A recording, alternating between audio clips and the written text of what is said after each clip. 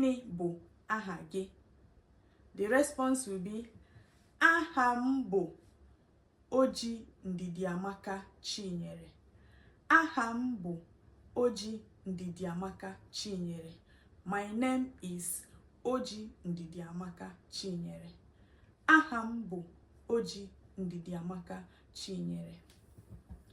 Ị dị afọ ole? Ị dị afọ ole? How old are you?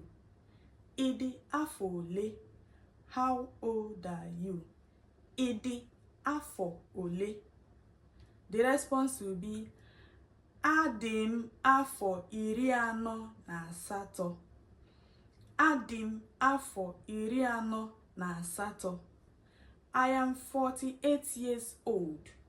I am 48 years old. Adị m afọ 48.